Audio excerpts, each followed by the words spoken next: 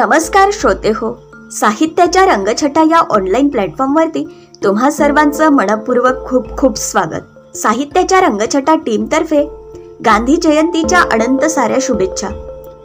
गुजरात मधील एका हिंदू कुटुंबात जन्मलेल्या आणि वाढलेल्या मोहनदास करमचंद गांधींनी इनर टेम्पल लंडन येथे वकिलीचे शिक्षण घेतले. जून 1891 मध्ये वयाच्या 22व्या वर्षी त्यांना व्यवसायासाठी बोलवण्यात आले.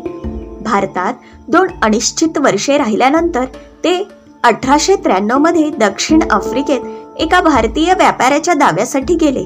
ते 21 वर्षे दक्षिण आफ्रिकेत कुटुंबासोबत राहिले आणि इथेच असहकार अहिंसेच्या तत्वावर आधारित सत्याग्रहाचा उपयोग गांधींनी प्रथम केला.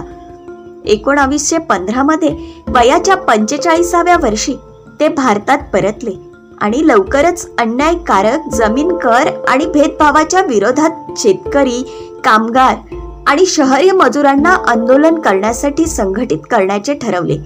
मोहनदास करमचंद गांधी हे भारताच्या स्वातंत्र्य संग्रामातील प्रमुख नेते आणि तत्वज्ञ होते.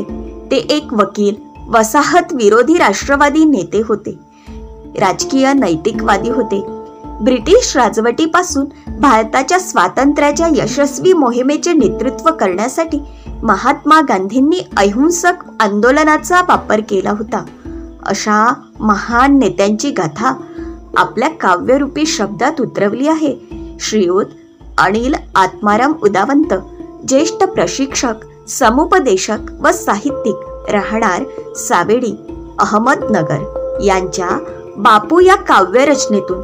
चला तर मग ऐकूयात कवी नेमकं काय म्हणत आहेत. विचारात का पडलात बापू, कशासाठी अडलात तुम्ही? अख्खा देश जाणतो आहे बापू, कसे घडलात तुम्ही? बापू विचार रोज नव्याने मणी खोलवर रुजतो आहे. जनता आणि जनार्दनही बापू विचारच पुसतो आहे. कुणी म्हणाले राष्ट्रपिता अण्, कुणी म्हणाले तुम्हा महात्मा, कुणी घातली छातीत गोळी आणि म्हणाले तुम्हा दुरात्मा. मारून सुद्धा राहिले बापू, तुमची कमाल आहे. अनुयायी आणि विरोधकांची तुमच्यामुळेच धमाल आहे.